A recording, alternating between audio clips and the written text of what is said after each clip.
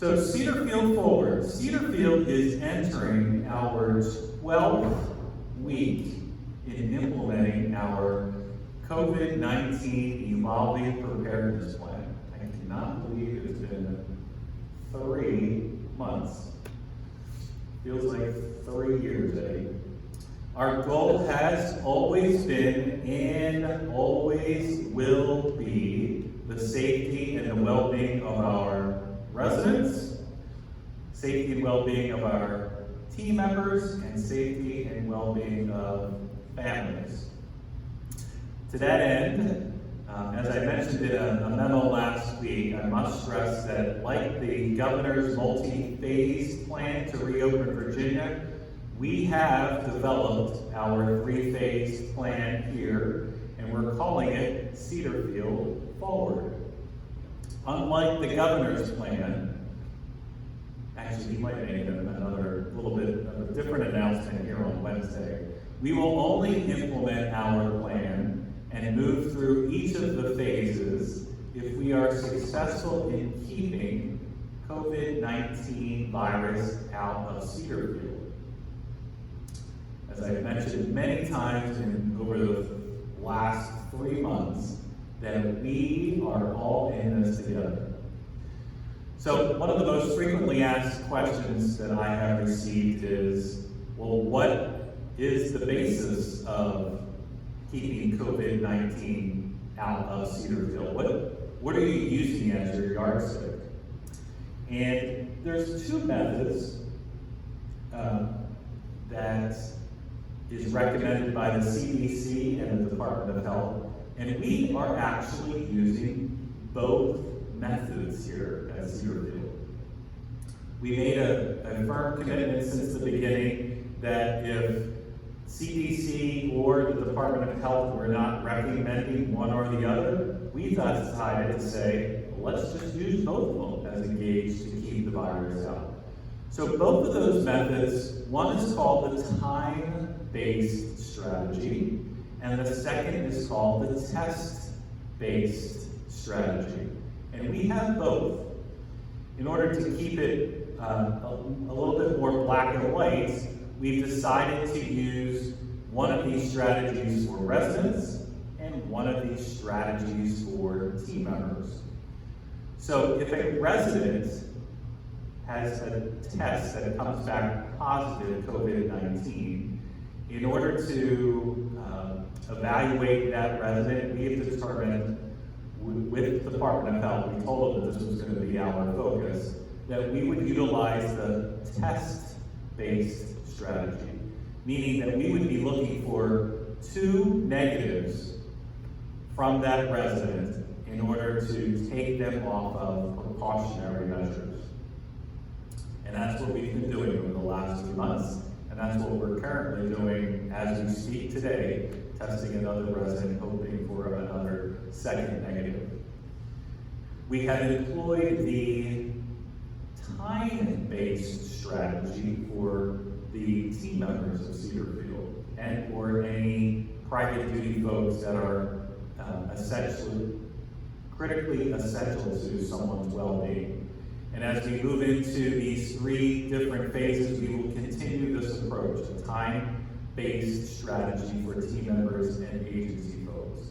Meaning, there's a specific amount of time that if somebody is tested positive or is just exhibiting symptoms and doesn't have a test, that that person stays away from Cedarfield until those symptoms are gone and or a time period has elapsed since somebody was tested COVID-19 positive.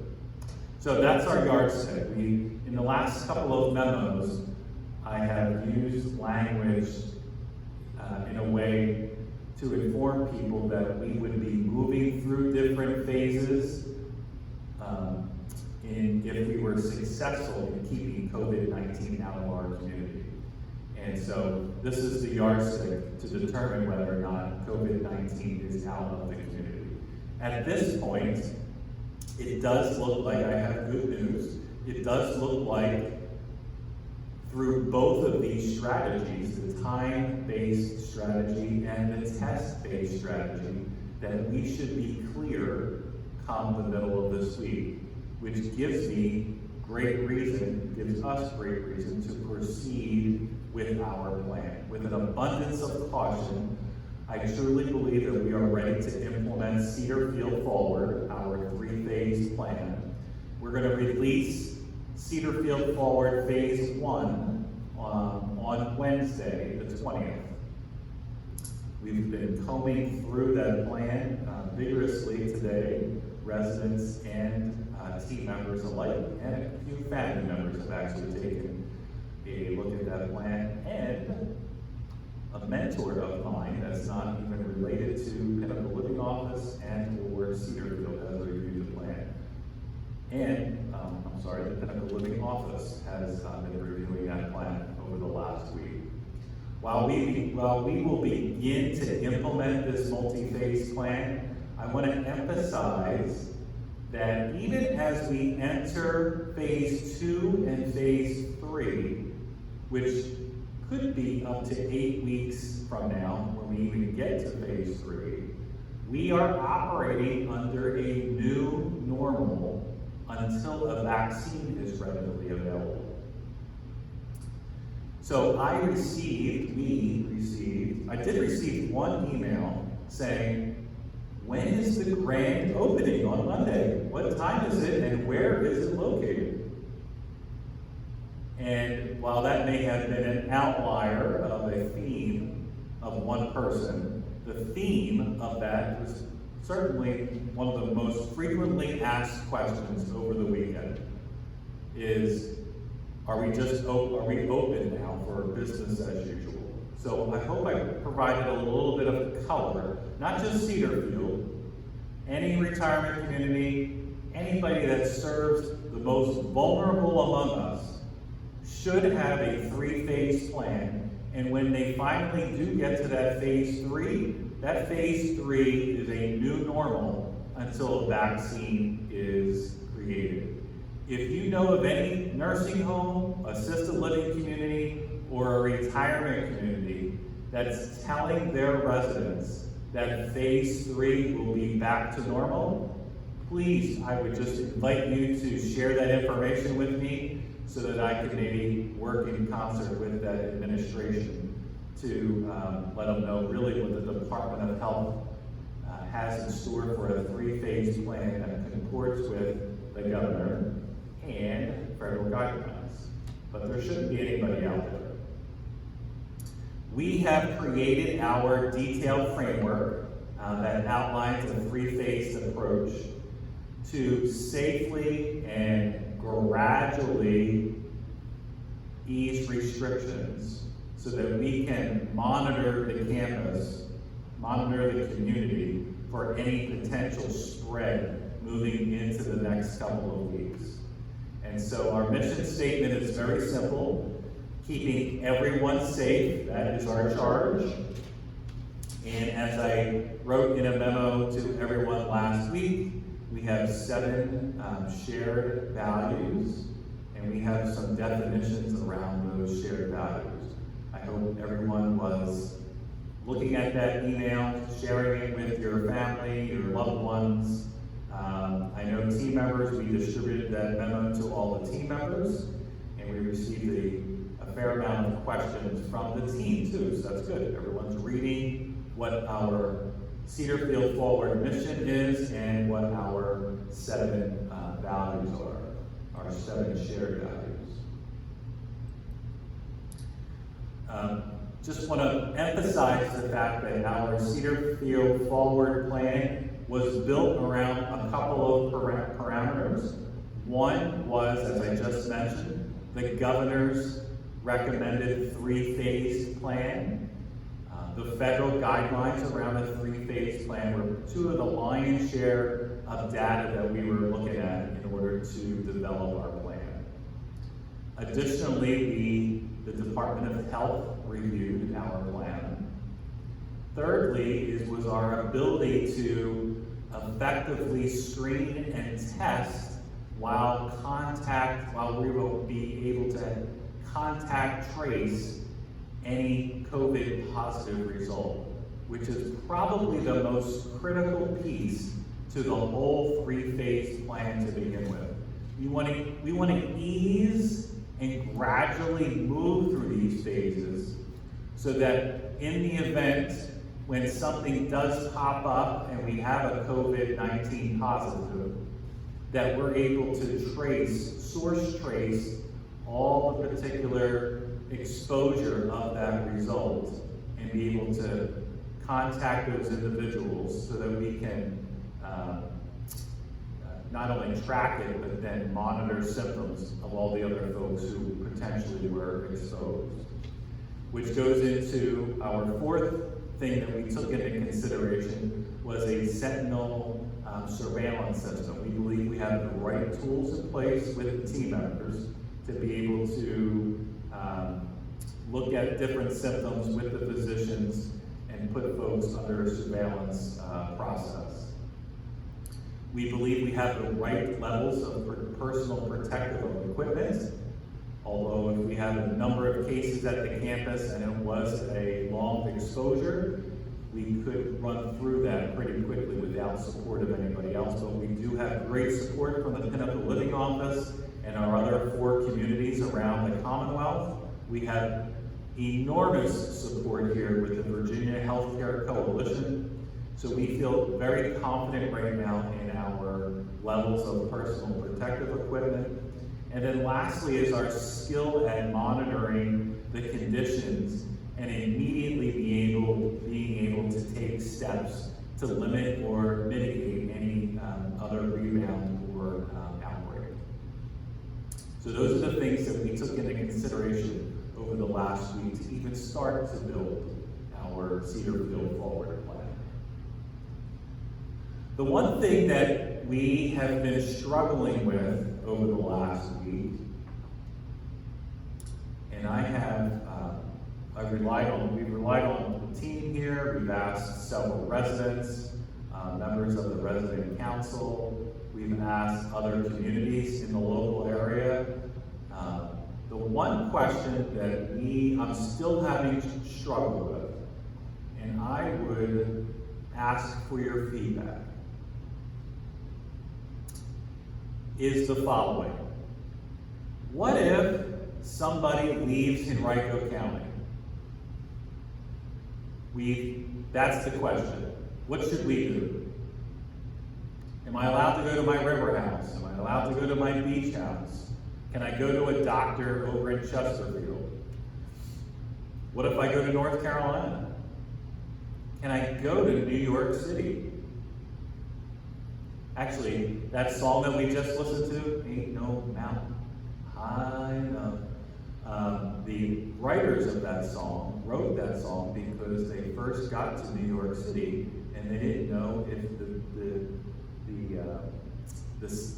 the city itself would be friendly or would they really need to tackle some rough issues.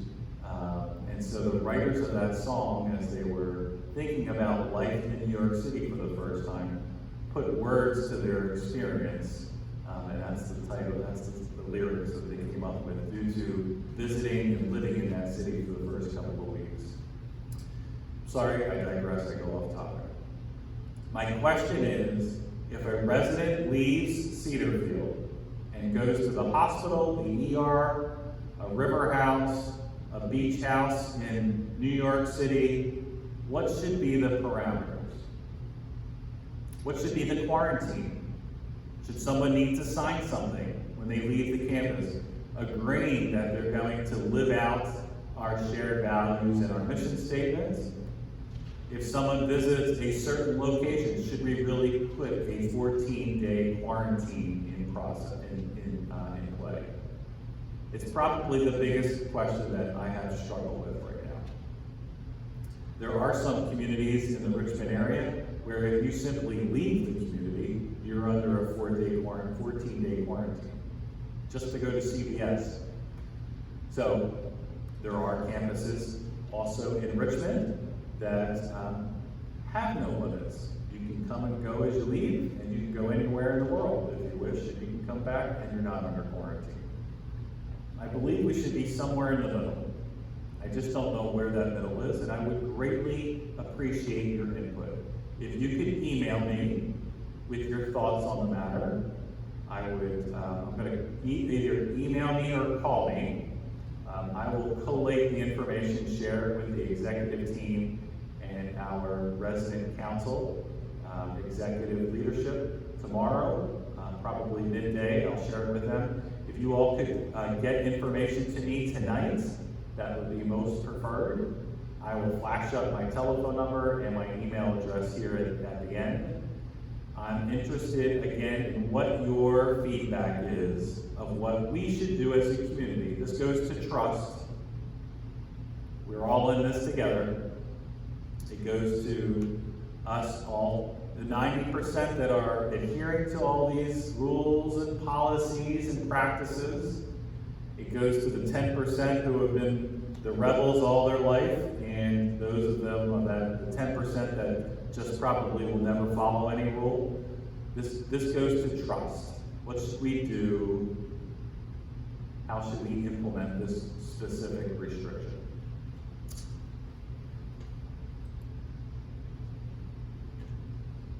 Again, our mission through Cedarfield Forward is keeping everyone safe. And so I really feel confident that our mission statement and our shared values really capture the essence of this three-phase plan moving forward. So our goal is by Wednesday of this week is to issue another memo from yours truly and what will be phase 1 of this three-phase plan, and get that to the hands of all the residents, posted on our Touchtown website so that everyone can view what the plan is. I have a question already. If a resident tests positive during any phase, does it mean we go back to square one? Great question. If a resident tests positive for COVID-19, does it mean we go back to square one? And the answer is probably. Depends on a lot of my ability in working with the Department of Health to contact trace where that resident has been. That's the key.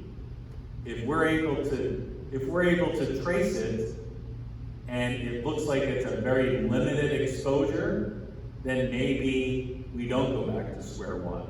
If we find out that somebody is positive and we contact trace the situation, and it seems like that resident was all over the campus, well, you better believe we're going to lock it back down and go back to what we did almost 9 weeks ago in implementing all of these restrictions. And that is for the safety and well-being of everyone. Great question, whoever sent that in. So again, Wednesday, we intend to deliver a memo and what will be our first phase. Okay, next up is David Stewart that has questions, answers, thoughts about dining services and pathways to wellness.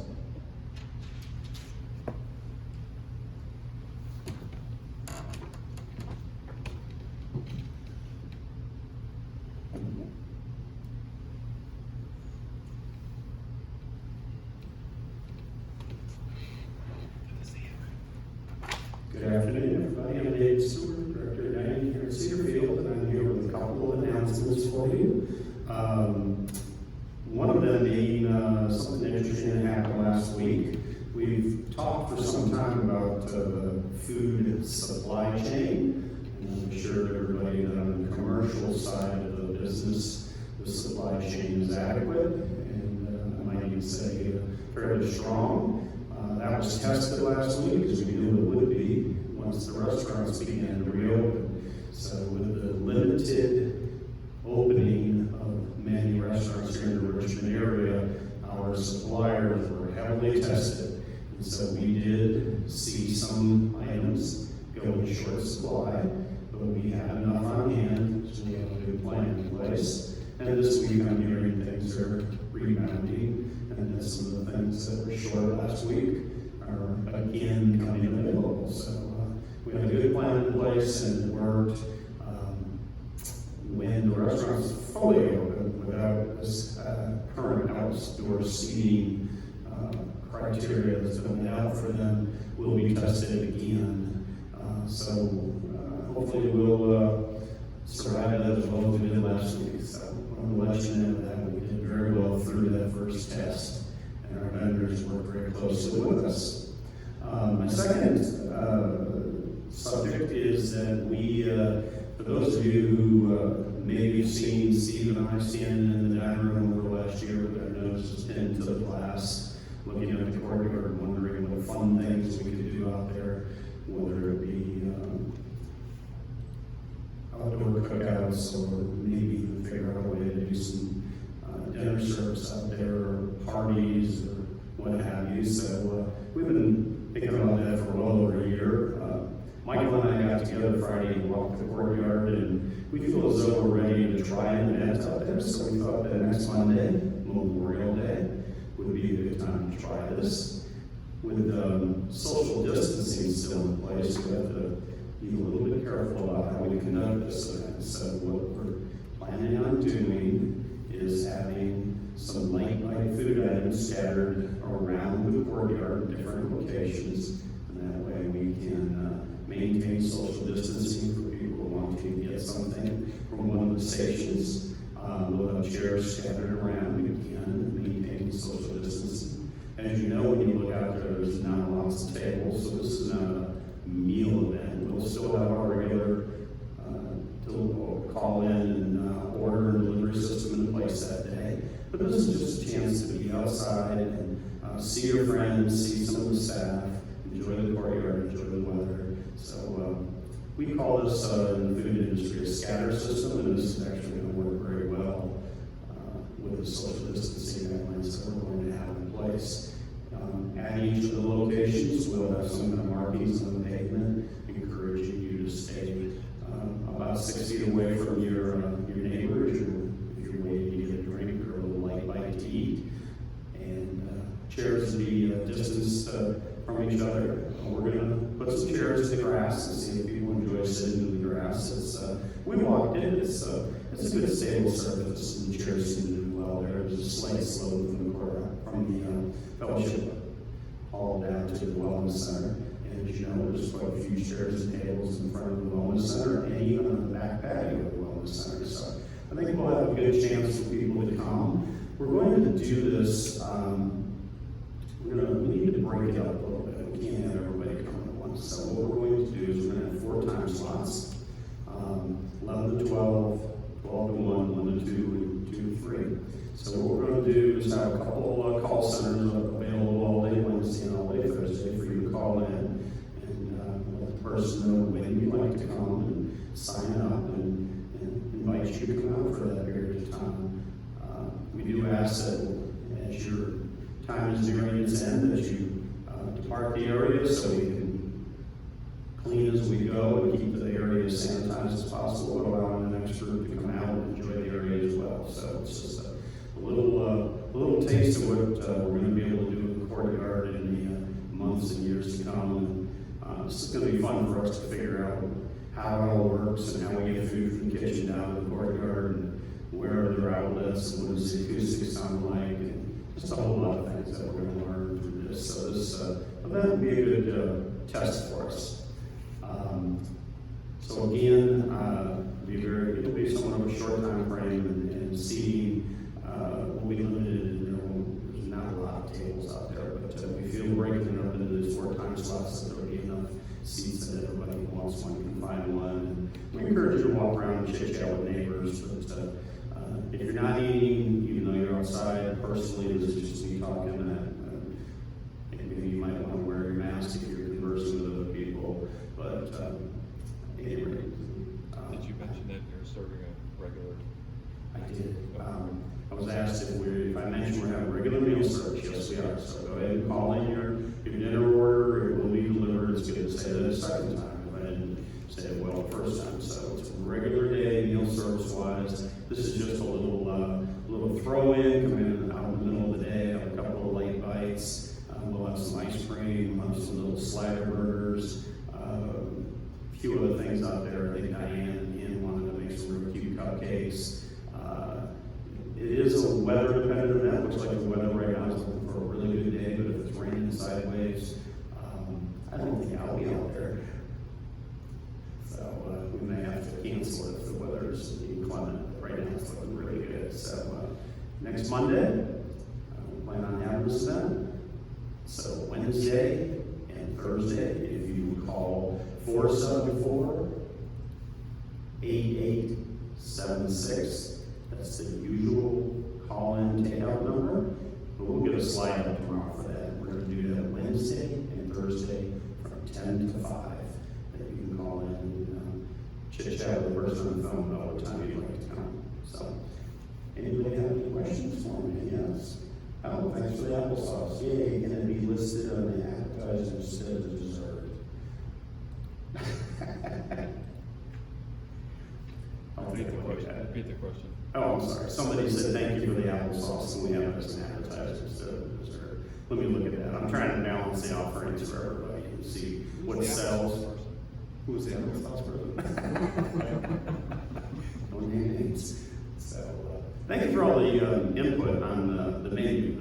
The team has enjoyed offering things that you're missing. The crudité was real popular last week, and we'll certainly bring that back. I have a suggestion at hand for a crudité and hummus next time, so we can do that. So we'll keep the offerings coming, and things that we feel we can do, and then we'll try what we're glad to offer them to you. So, any other questions, Ryan? Okay, so my time is done. Thank you very much. If you have any questions when you call in food order tomorrow, just ask your call center person to be able to clear on anything that I wasn't clear on today. Thank you very much.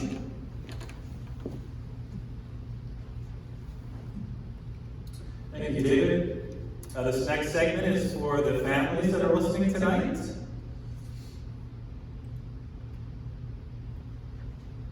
If you are listening tonight, that means that you are already familiar with this process of getting into this, where the videos are located.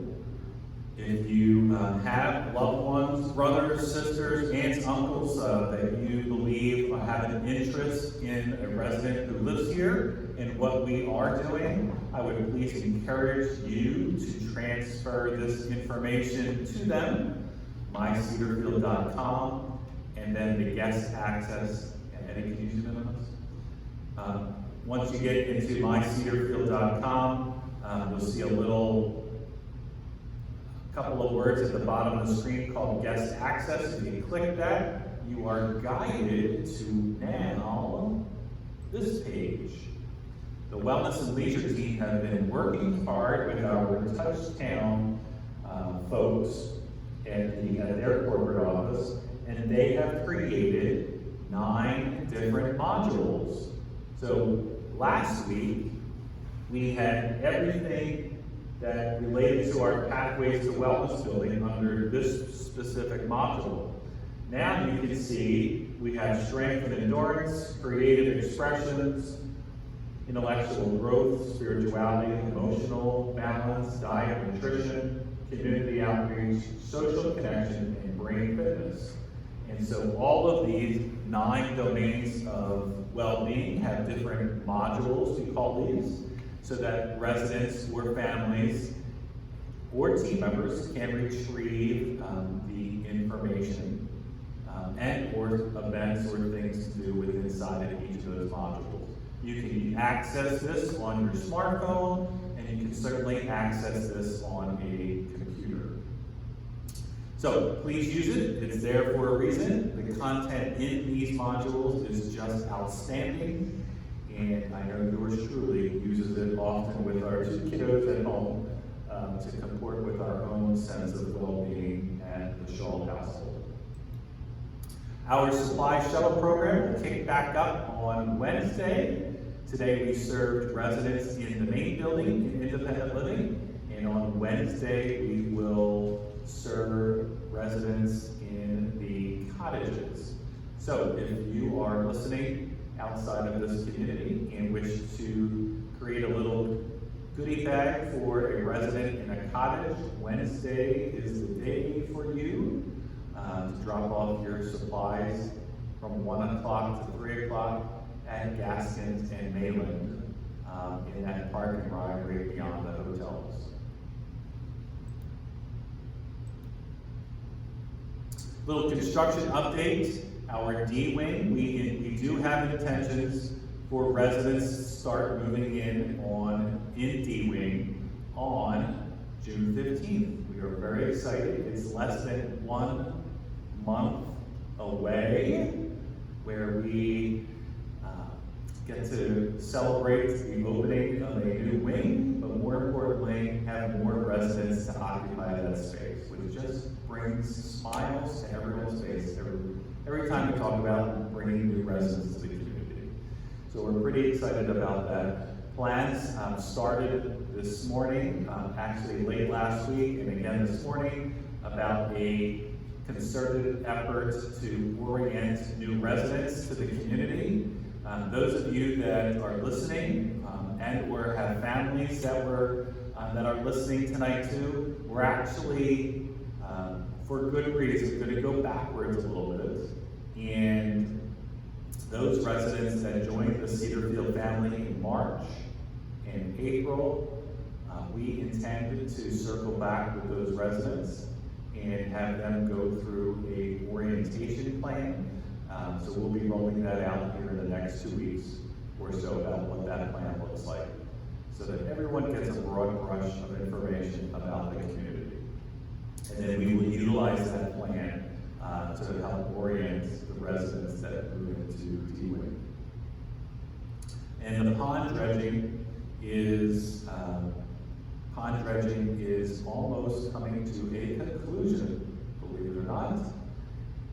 Come the end of this month, looks like we are back on schedule, although there's a lot of water in there right now.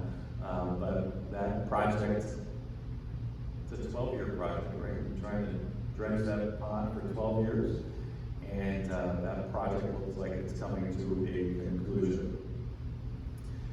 D-Wing, last week we had that virtual toast, and just want to make an interesting point here that the D-Wing will be the third major phase, third of 6 major phases to this master plan effort here, expansion, that we started back in 2017. So the fact that that will be our 3rd milestone celebration is a big deal next month. And then the 4th main milestone is opening up the household buildings, which is on target to open up in late October, beginning of November of this year. Grocery shopping, for those of you that live in independent living and are on the 2nd floor, if you wish to utilize this service or amenity, please feel free to call this number by 8 o'clock tonight and leave your order for Ann Reed and her team. And then there's that email and telephone number. Can you zoom in on this? If you wish, if you have an opinion, if you have a diverse opinion about what we should do for our community in the event that we know of team members or residents that go to hotspot areas and or leave the county, or maybe the Tri-County area, what should be our plan as a community so that we are all working together, we're all in concert together in developing a safe way to protect everybody. So feel free to email me and or call with your suggestion. I will collate all of your information, and then I'll review it with the executive team tomorrow and the executive leadership of the resident council. And then David talked about Memorial Day next week. Very exciting that we are going to have our first of many outdoor events to come here next Monday, just 1 week away. And we're going to try to do it pull off this particular event that comports with everyone wearing masks, having great infection control, and then the third would be having a socially distant party out in the courtyard. Very exciting. Hip hip. Hooray. Hooray! I got 3 hoorays here, okay. I can't hear everybody out there. Hip hip. Hooray! All right. Okay, next up is, unless there's any other questions, are there any other questions, Renee? Will new residents be screened for COVID? Will new residents be screened for COVID? Yes, they will. Yes, we do have a move-in process for all of the residents that move in. We have a process for any resident that moves into the community right now. Additionally, that question just raised one more thought for me. Since D-Wing is being built by, last count was 1,700 different people who walked through that building. 1,700 different people at one point walked through that building to do something as part of the construction. So in order to sanitize that building as best we can, we have hired a company that once that building is released to us, we will utilize that company to disinfect and sanitize that entire building. We're not talking about spring cleaning of spraying on disinfectant and wiping it down. We will actually go through an environmental process that will provide vapor in all of the apartments and all the hallways to kill any virus. And then actually, if somebody moves into an apartment, they'll be able to really utilize the residue of that vapor within their apartment for up to 90 days. So if a droplet did come out of their mouth and it did have the virus in it, when it landed on one of those surfaces, it would kill that virus immediately. So we do have intentions to go through that effort to make sure that that D-Wing is as safe as possible.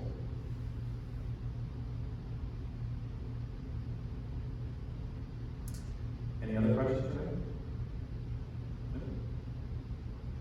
All right, ladies and gentlemen, the one, the only, Trish Carter for spiritual well-being and our good news segment. Good afternoon, Cedarfield. First, I would like to let you know that on Wednesday, following the live stream at 4 p.m., we will live stream a service of remembrance. And this is to remember all residents who died in the months of January, February, March, and April. So please stay tuned in to Channel 971 on Wednesday. Today I would like to share with you a traditional Navajo prayer. It's called As I Walk with Beauty. As I walk, as I walk, the universe is walking with me. In beauty, it walks before me. In beauty, it walks behind me. In beauty, it walks below me. In beauty, it walks above me. Beauty is on every side. It's a beautiful way to view the world. Today, our good news focuses on Rachel Van Cott. Now, Rachel Van Cott is the granddaughter of Tom and Becky Maxwell.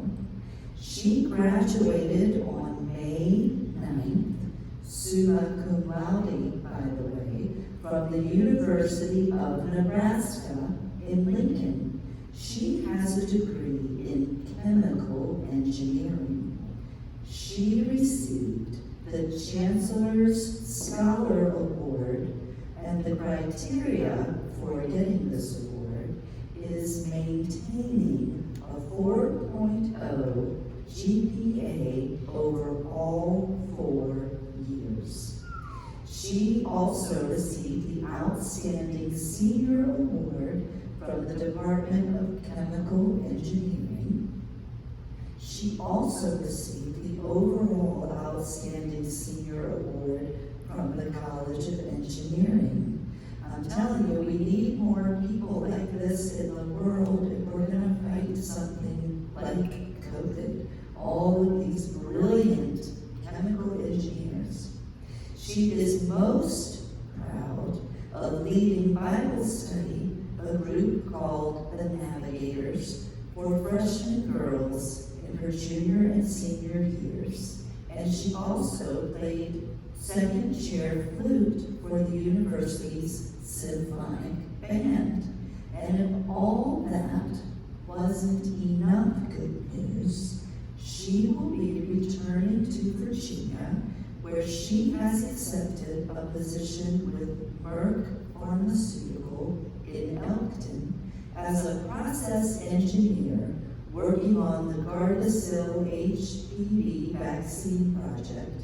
And she will be programming the Delta V process control systems that none other than her grandfather, Tom Maxwell, sold to Merck several years ago. Becky and Tom look forward to seeing more of Rachel when she returns to Virginia, although it sounds like she is going to be very busy. We're very proud of Rachel.